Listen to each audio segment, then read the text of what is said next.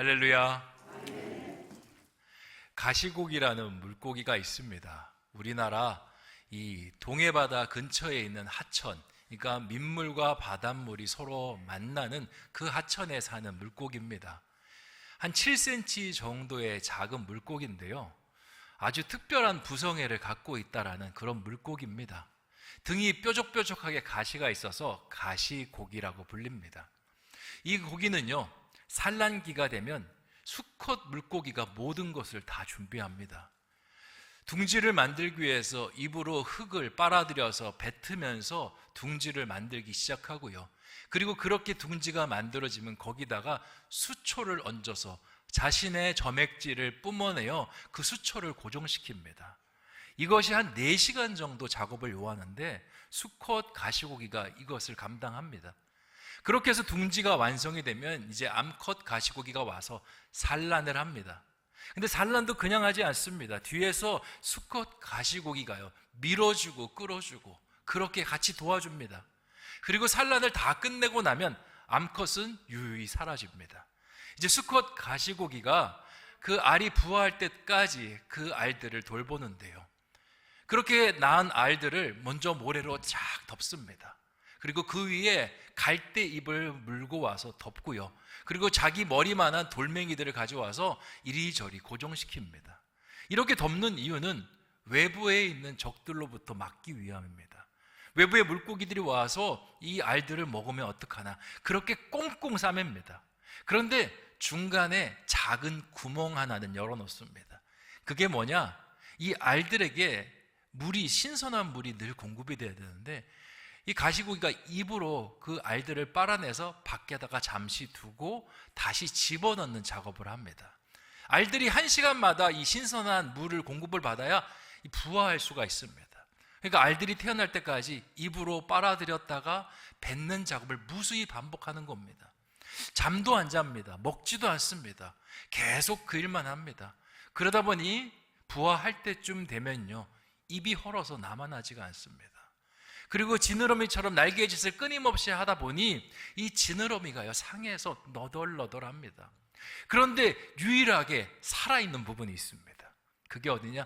등에 있는 가시입니다. 가시는 오히려 그때 꼿꼿이 살아있습니다. 이유가 뭘 것 같습니까? 자기가 약해진 모습을 보고 적들이 와서 알들을 잡아가면 어떡하나 하면서 이 가시만큼은 꼿꼿이 세우고 있습니다. 그러다 알이 부화하기 시작하면요, 모든 체력을 소진한 채 그냥 털썩 땅바닥으로 주저앉습니다. 더 이상 헤엄치지 못합니다. 그리고는 주저앉는데 어디로 떨어지느냐? 그 알들이 있는 수초 위로 떨어집니다. 그렇게 죽은 다음에 그 태어난 새끼들이 그 아버지의 몸을 뜯어먹으면서 영양분을 삼고 새롭게 생명을 잉태하는 것이 가시고기의 생명 이야기입니다. 가시고기를 보면서 누가 떠오르지 않습니까? 우리에게도 어떤 아버지가 있습니다. 우리를 위해서 모든 것을 내어주신 아버지, 누굽니까? 바로 예수 그리스도, 하나님 아버지이십니다. 하나님께서는 우리를 창조하시고 우리를 사랑하셨습니다. 그리고 우리가 아버지 하고 부르시면요, 아버지는 한 걸음에 우리 가운데 달려오십니다. 우리의 기도를 들으시고요, 우리가 눈물을 흘릴 때 우리의 눈물을 닦아주시고 함께 옆에서 흐느껴 주십니다. 우리가 슬퍼하고 도움이 필요할 때 언제든지 도움의 손길을 내밀어 주시고, 우리가 좌절하고 낭망할 때 우리를 일으켜 세워주시는 분이 우리 하나님 아버지십니다. 세상을 7일 동안 힘겹게 창조하시고 그 모든 창조한 것을 단 한순간의 망설임도 없이 우리 인간에게 다 주셨습니다. 우리 인간은 하나님 앞에 죄를 짓고 하나님과 멀어지게 되었지만, 하나님은 우리의 그 쓸쓸한 뒷모습이 너무 안타까워 보이셔서 가죽옷을 입혀주셨습니다. 그것으로 성이 안 찹니다. 독생자인 예수 그리스도를 내어주셨습니다. 그리고 그 예수 그리스도와 우리의 생명을 맞바꾸어서 우리를 구원해 주셨습니다. 바로 이분이 우리 하나님 아버지입니다. 오늘은 누가복음 15장 말씀을 통해서 이 하나님 아버지의 마음을 함께 나누기를 원합니다. 15장에서는 하나님 앞에 돌아오는 아들을 버선발로 뛰어나와서 목을 끌어안고 눈물을 흘리면서 입을 맞추며 가락지와 새신을 신겨주는 아버지의 모습이 나타나 있습니다. 내가 너를 기다렸노라 이야기하며 아들이 마을로 채 들어오기 전에 먼발치에서 그것을 보고 뛰어나간 아버지의 모습이 담겨져 있습니다. 그런데 그거와 완전히 대조적으로 아버지를 상처 입히는 아들들의 이야기가 기록이 되어 있습니다. 여기서 제가 아들들이라는 표현이 중요합니다. 보통 이 누가복음 15장 말씀은 돌아온 탕자 이야기라고 그렇게 우리에게 알려져 있습니다. 그래서 그 탕자는 둘째 아들이고 아버지를 떠나서 먼 나라에서 허랑방탕하게 그렇게 살다가 아버지 품으로 돌아온 그 아들의 이야기라고 생각하는 경우가 많습니다. 그런데 탕자는요, 한 명이 아닙니다. 두 명입니다. 또 다른 탕자가 있습니다. 그게 누구냐? 첫째 아들입니다. 아버지와 둘째 아들이 재회하려는 순간에 딱 중간에 길을 가로막습니다. 그리고는 아버지에게 불같이 화를 냅니다. 아버지, 왜 이 아들을 받아주십니까? 왜 이 아들을 향해서 잔치를 베푸십니까? 이 창기와 함께 재산을 다 탕진한 이 아들을 왜 받아주십니까? 라고 성을 내는 아들이 있습니다. 이 아들이 아버지의 마음을 더 아프게 하는 탕자입니다. 왜냐? 이 아들은요, 아버지가 믿었던 아들이었거든요. 아버지에게 힘이 되었던 아들이었거든요. 누구보다도 아버지의 이 마음을 잘 이해할 것만 같았던 아들인데 그 아들이 아버지의 그 마음을 끊어놓고 그 아버지를 상처 입히고 있으니 아버지의 마음이 얼마나 아프고 얼마나 시리겠습니까? 오늘 말씀은요, 돌아온 탕자 중에 첫 번째 이 큰아들의 이야기를 같이 집중적으로 살펴보기를 원합니다. 이 아들 모습 속에 내 모습이 없는지 한번 말씀의 거울에 비춰봤으면 좋겠고요. 하나님의 온전한 아들로 거듭나는 그런 저와 여러분 되시기를 주님의 이름으로 축원드립니다. 누가복음 15장 말씀의 배경은 이렇습니다. 예수님께서 무리들을 끌어모으셨습니다. 이유는 하나님 나라의 말씀을 전하기 위함이었죠. 말씀을 한참 전하고 있는데 그 무리들이 모여있는 장내에 소란이 일어납니다. 어떤 사람들이 서로 부둥켜 안고 정말 실랑이를 벌이고 있는 겁니다. 누군지 들여다봤더니 한쪽은 바리새인과 서기관들이고요, 다른 한쪽은 세리와 죄인들입니다. 오늘 말씀의 배경이 누가복음 15장 1절 2절 말씀에 기록이 되어 있는데 같이 한번 읽어보도록 하겠습니다. 시작. 모든 세리와 죄인들이 말씀을 들으러 가까이 나아오니 바리새인과 서기관들이 수군거려 이르되 이 사람이 죄인을 영접하고 음식을 같이 먹는다 하더라. 아멘. 이 바리새인과 죄인들이 생각하기에는 하나님 나라와 전혀 상관없는 사람들이 갑자기 예수님 앞으로 오기 시작했습니다. 바리새인과 바리새인들과 서기관들만 그렇게 생각한 것이 아니라 대부분 이스라엘 사람들은요, 이 세리와 죄인들은 하나님 나라와 상관이 없는 사람으로 생각을 했습니다. 왜냐? 이들은요, 하나님의 나라를 팔아먹는 매국노였고요, 이스라엘 사회의 병적인 암적인 그런 존재들이라고 생각했던 사람들이었습니다. 그런데 예수님이 조금 주변에서 유명해지고 예수님이 능력을 행한다고 하니까 이 사람들이 예수님에게 숟가락을 얹으려고 왔구나, 그렇게 생각하고는 그들을 밀쳐내는 일들이 지금 벌어지고 있는 것입니다. 당시 예수님 시대는요, 로마가 이스라엘을 지배하던 시대였습니다. 그런데 이게 이스라엘 사람들에게 너무 불만입니다. 왜냐? 이스라엘은 하나님의 나라입니다. 누가 다스려야 됩니까? 하나님이 다스려야죠. 율법이 이스라엘의 최상위법이 돼서 그 율법 아래에서 우리가 생활해야 되는데 로마가 다스리고 로마 황제가 왕이 되고 로마의 법이 상위법이 돼서 이 나라를 끌고 가고 있습니다. 마치 우리나라가 일제의 치하에 나라를 넘겨주고 일본 사람들 밑에 있는 그 모습이 여기서 똑같이 연출된 것입니다. 그래서 이스라엘 백성들은요, 속히 이 로마의 압제에서 벗어나기를 소망했습니다. 그러면서 기다린 게 있는데 그게 뭐냐? 메시아였습니다. 성경에 약속된 메시아가 오면 우리를 로마의 압제에서 벗어나게 하실 것이고 우리 이스라엘을 세계 모든 민족 위에 뛰어난 민족으로 세울 것이다, 그렇게 믿었습니다. 그런데요, 예수님이 오셨습니다. 예수님이 메시아라고 합니다. 사람들이 예수님의 기적을 보았다라고 하고 예수님의 말씀이 여느 사람들의 말씀과는 다르다라는 이야기합니다. 많은 사람들이 생각합니다. 예수님이 그 약속하신 메시아가 아닐까? 그러면 우리는 로마의 압제에 벗어나 하나님 나라를 이룰 수 있겠지. 사람들이 몰려들기 시작합니다. 그때 바리새인과 서기관들도 함께 몰려들었습니다.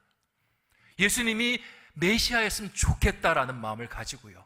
뿐만 아니라 예수님이 설령 메시아가 아니더라도 그를 메시아로 만들어야겠다라는 생각까지 하게 됩니다. 왜냐? 사람들이 모이고 있으니 그 힘을 규합해서 로마 정부와 싸울 수 있는 동력이 될 수 있기 때문에 그러하는 겁니다. 그러한 기대로 바라보고 있는데 예수님을 다 된 밥에 죄를 뿌리는 인간들이 등장한 겁니다. 그게 누구냐? 세리와 죄인들입니다.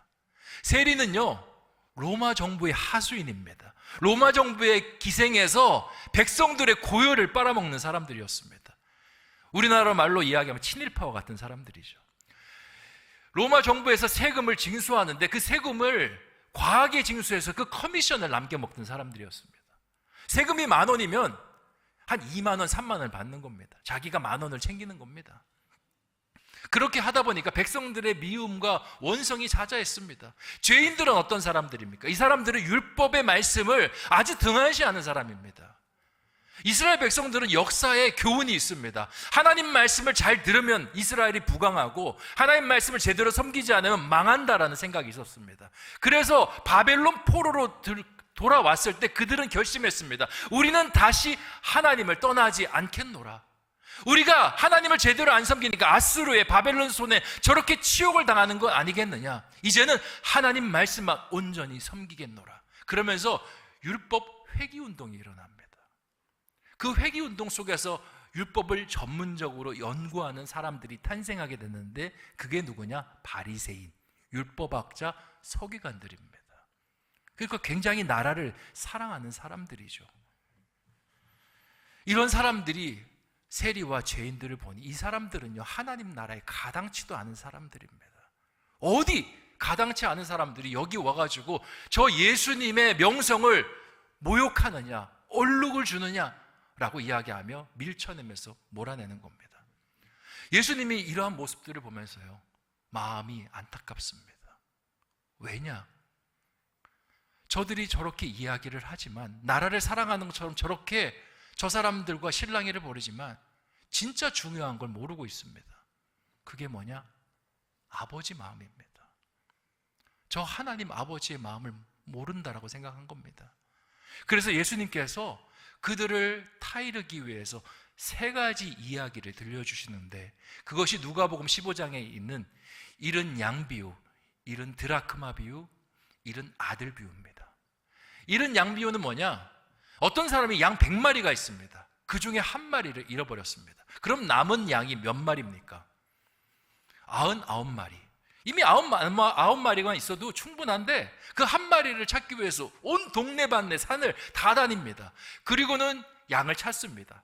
돌아와서는 양 그 1마리 가격보다 훨씬 더 많은 비용을 내서 벗들과 이웃들을 초청해서 잔치를 벌입니다. 이게 잃어버린 양 비유입니다.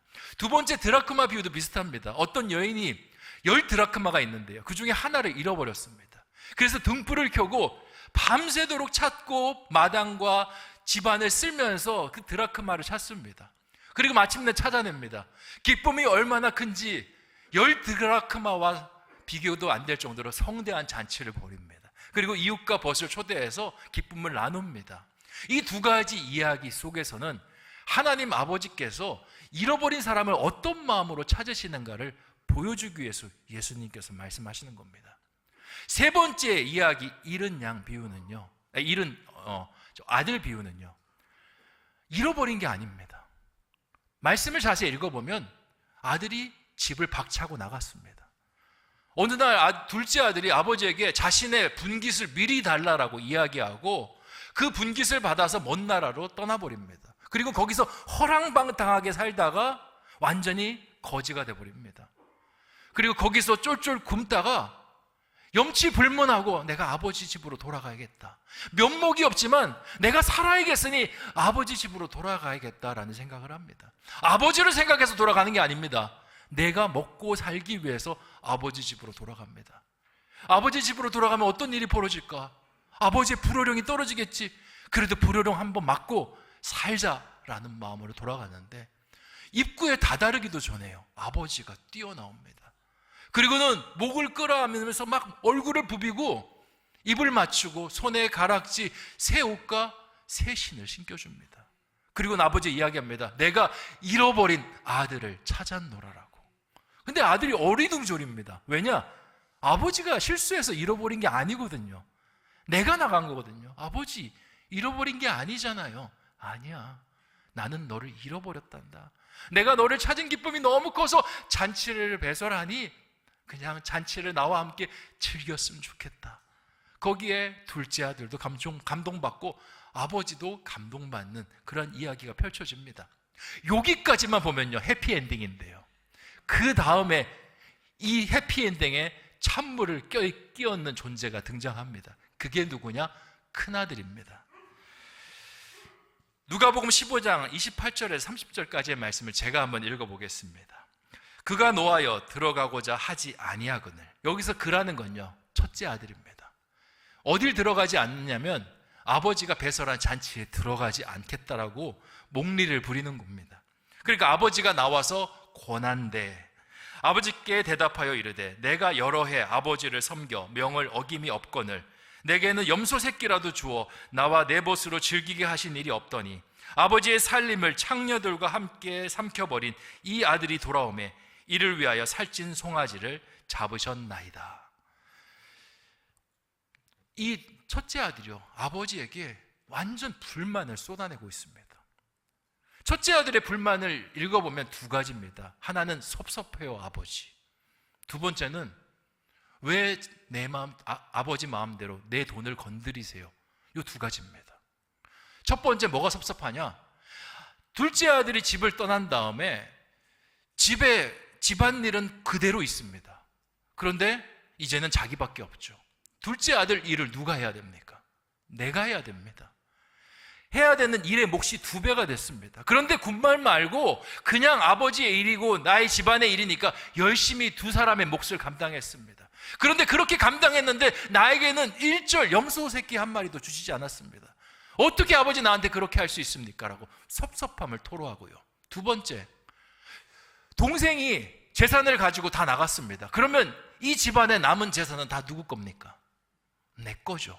그런데 내 허락도 없이 살찐 송아지를 잡아서 어떻게 저 동생, 성경에서 동생이라 부르지도 않습니다, 저 창기와 함께 삼켜버린 이 아들에게 줄 수 있나라고 그렇게 따지고 있는 겁니다. 이 큰아들의 모습이요, 바리새인과 서기관들의 모습입니다. 자신이 아버지의 곁을 지켰고 아버지에게 힘이 되었다라고 생각하지만 정작 중요한 거, 아버지 마음을 알지 못했습니다. 성경을 묵상하고 율법을 묵상하고 그것을 연구하고 수없이 달달 웬다 할지라도 그 중심 안에 하나님께서 어떻게 우리를 바라보시는지 그것을 그들은 깨닫지 못했던 것입니다. 아버지에게 아들은 어떤 존재입니까? 잘나도 내 아들이고요, 못나도 내 아들입니다. 공부 잘하는 아들 자랑이지만 공부 잘하는 아들은 오히려 덜 걱정됩니다. 오히려 좀 부족한 아들, 연약한 아들, 더 아픈 손가락처럼 신경 쓰이는 게 아버지입니다. 그 아버지의 마음을 헤아리지 못하고 그 아버지와 둘째 아들의 재회를 지금 큰아들이 끊어놓고 있습니다. 근데 큰아들은요, 역사적으로 보면 사실 너무 잘해왔습니다. 바리새인과 서기관들도 마찬가지입니다. 이스라엘이 바벨론 포로로 들어온 다음부터 평탄한 게 아닙니다. 페르시아 제국 고레스 왕이 끝나면서 마게도냐 왕국이 들어서게 되는데 그때 군사를 몰고 이스라엘을 침공합니다. 그때 말씀과 율법을 들고 있던 바리새인과 서기관들이 그걸 놓고 칼을 들고 싸웁니다. 그게 마카비 혁명이라고 하는 건데 그렇게 싸워서 이스라엘을 지켜냅니다. 그리고 하나님 앞에 찬양을 드립니다. 하나님, 하나님을 의지하며 이제 더 주님 앞에 서겠습니다. 하나님 말씀을 지키기 위해서 우리의 목숨까지도 걸겠습니다. 그렇게 다짐을 하며 더더욱 하나님께로 빠져듭니다. 그 이후에 마게도냐 왕국이 끝나고 로마 제국이 들어옵니다. 로마 제국의 폼페이우스 장군이 군대를 끌고 이스라엘을 침공합니다. 워낙 강력한 군대여서 아무리 저항해도 이길 수가 없습니다. 그때 수많은 바리새인들과 서기관들이 죽었습니다. 그리고 점령당한 후에도 그들은 게릴라가 됐습니다. 계속적으로 전투를 벌이고 독립운동을 벌였습니다. 얼마나 많은 사람들이 죽어나가고 피를 흘렸는지 모릅니다. 그렇게 지켜온 이 이스라엘인데 저 죄인과 세리들이 그 이스라엘의 그 하나님 나라가 열리는 그 시점에 들어와서 그렇게 편승하려고 하니 분이 날 수밖에 없는 것입니다. 우리나라도 한때 비슷한 일이 있었습니다. 예전에 일제가 치하를 벌일 때 신사참배를 우리나라 사람들한테 강요하였습니다. 그때 교회는요 난리가 났습니다. 이 신사참배를 하면 하나님 말씀 어기는 거고, 안 하자니 이 일본군들의 칼날 속에 죽을 수밖에 없는 그런 운명에 처하게 되었습니다. 그때 주기철 목사님과 신실한 성도들은요 믿음의 결계를 지켰습니다. 그리고는 순교를 당하고 감옥에 갇히고 박해를 받는 일들을 벌였지만 대다수의 그리스도인들은요 그 칼날이 무서워서 신사 앞에 엎드렸습니다. 그때 교계 어른인 한경직 목사님도 거기에 계셨습니다. 해방이 됐습니다. 감옥에 있던 사람들이 풀려나와서 교회를 왔는데요 마음에서 부하가 치밀어 오릅니다. 왜 그랬을까요? 신사참배를 했던 성도들이 버젓이 앉아서 예배를 드리고 있는 겁니다. 하나님을 높이고 있는 겁니다. 그래서 막 그들을 나무랍니다. 하나님을 제대로 칼날 앞에서 섬기지 못했던 너희가 어떻게 하나님을 섬긴다고 이 자리에 앉아줄 수 있느냐, 너희가 어찌 우리와 같이 신앙생활을 할 수 있느냐라고 이야기하며 너희와 신앙생활을 할 수 없어라고 서로 싸웁니다. 그렇게 해서 교단이 갈라지게 되는데, 그렇게 갈라진 교단이 어디냐? 부산에 있는 고신교단입니다. 바리새인과 서기관들 너무 훌륭한 사람들이죠. 하나님의 말씀을 목숨처럼 지킨 귀한 사람들입니다. 신사참배에 거절하고 박해받고 순교받은 분들, 너무 귀한 분들입니다. 하나님께서 그들을 칭찬하시고 그들을 높이실 것입니다. 그런데 그렇게 하나님의 일을 잘 했으면 하나님의 마음도 알아야 되는 거 아니겠습니까? 하나님의 눈이 어디를 향해 있는지, 하나님의 마음이 뭐 때문에 애달아야 있는지 그것을 아는 것이 진짜 하나님의 사람 아니겠습니까? 하지만 바리새인들과 서기관들은 그것을 몰랐습니다. 그러니까 둘째 아들과 하나님의 사이를 갈라놓고 있는 것입니다. 저는 우리 교회 공동체들을 볼 때 가끔 큰아들과 같은 모습을 가졌다라는 생각을 합니다. 교회 안에 아픔을 가지신 분들, 헐벗으신 분들, 도움이 필요하신 분들, 눈물이 끊임없이 떨어지는 분들이 있습니다. 그런 분들이 교회에 올 때 우리는 어떻게 그분들을 대하시나요? 이 자리에 만약에 어떤 행색이 초라하고 술 냄새도 나고 몸에서 냄새도 나는 분이 앉는다라고 가정해 보십시오. 어떤 일이 벌어지겠습니까? 그 사람 주변으로 사람들이 하나둘씩 떠나갈 겁니다. 불의의 일로 가정이 깨어졌습니다. 부부가 이혼하게 됐습니다. 부부가 이혼하는 것, 좋아서 이혼하는 사람 어디 있습니까? 살다 견디다 못해 서로 나누어지고 갈라진 거 아니겠습니까? 그렇게 이혼했으면 교회가 그 아픔을 만져줘야 되는 거 아니겠습니까? 더 위로해줘야 되는 거 아니겠습니까? 더 품어줘야 되는 거 아니겠습니까?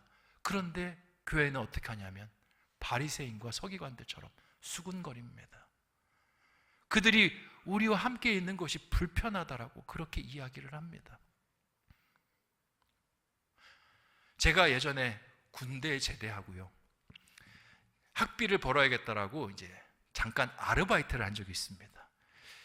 동네에 새로 크게 세워진 그 편의점 점포가 들어서게 됐는데 거기에서 아르바이트생을 구한다라고 그렇게 이야기를 하더라고요. 그래서 제가 얼른 지원을 했습니다. 지원을 했더니 거기 사장님이 여사장님인데 전화가 왔습니다. 면접을 보자고. 면접을 보는데 바로 합격입니다. 왜 합격이냐? 그분이 이제 교회 다니기 시작한 지 얼마 안 되셨는데 아르바이트생을 놓고 기도했다는 겁니다. 하나님 마음에 합한 아르바이트생 보내주십시오. 근데 제 이력서를 봤더니 신학생인 거예요. 그래서 하나님께서 천사를 보내주셨더라고. 그렇게 생각하고 저한테 연락을 하신 겁니다. 제가 그냥 이력서 때문에요, 아르바이트생도 아니고 졸지에 천사가 됐습니다.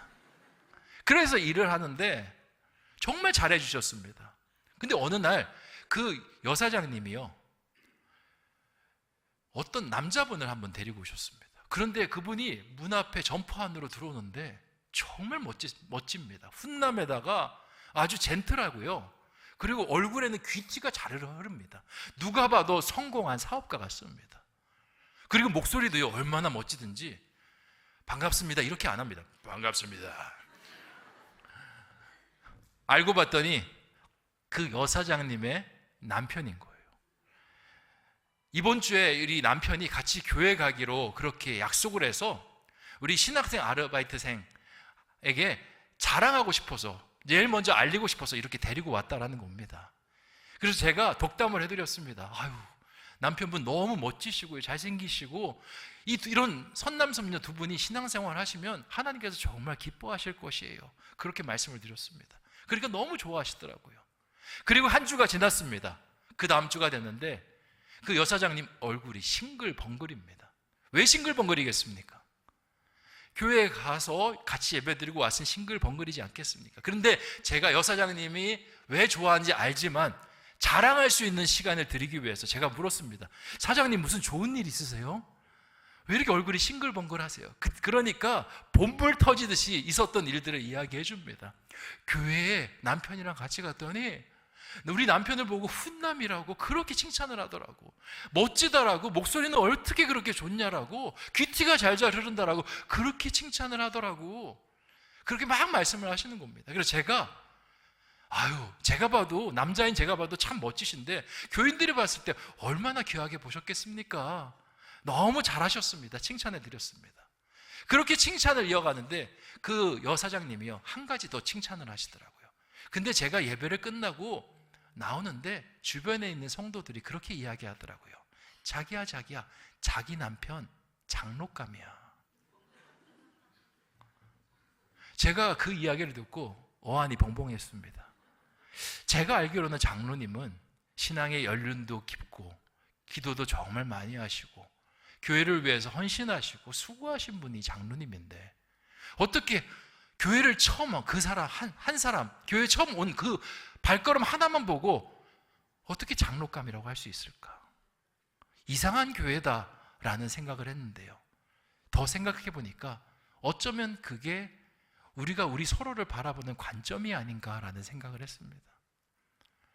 보기에 멀끔하고 누가 봐도 귀티나고 성공한 사업가 같은 사람, 그런 사람들을 우린 좋아합니다. 그 사람 곁에 있고 싶어하고 그 사람이 오면 어떻게 해서든지 그 사람과 친해지려고 하는 것이 우리의 모습입니다. 힘 있는 사람들이 교회에 옵니다. 그러면 어떻게 해서든지 그 사람을 상속에 앉추고 그 사람과 함께 관계를 맺고 싶어하는 것이 우리의 모습입니다.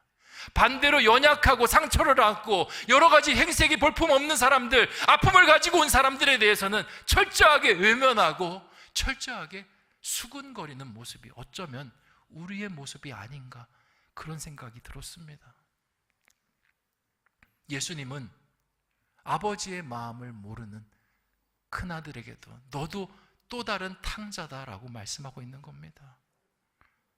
그래서 이제는 너도 아버지께 돌아오는 것이 필요하다. 물리적으로 아버지에게 가까이 있어서 온전한 아들이 아니라 마음의 거리도 아버지와 가까워져서 온전한 아들이 되기를 소망한다 라고 이야기하시며 주님께서 잃어버린 아들의 이야기를 전하셨던 것입니다. 사랑하는 성도 여러분, 여러분은 어떤 아들이십니까? 아버지와 함께 있다라고, 나는 매일매일 예배를 드린다고, 나는 신앙의 연륜이 깊다라고, 나는 교회에서 직분자라고 이야기하시면서 그것 때문에 내가 하나님의 마음을 안다라고 이야기하는 그런 교인이십니까? 그러면서도 우리 주변에 있는 이웃들, 힘 있는 이웃들과는 손잡고 힘 있는 이웃들만 마음에 품는 그런 아버지의 마음을 전혀 이해하지 못하는 아들은 아닌지요? 제가 누가복음 15장 말씀을 계속 읽으니까요, 또 다른 아들이 보였습니다.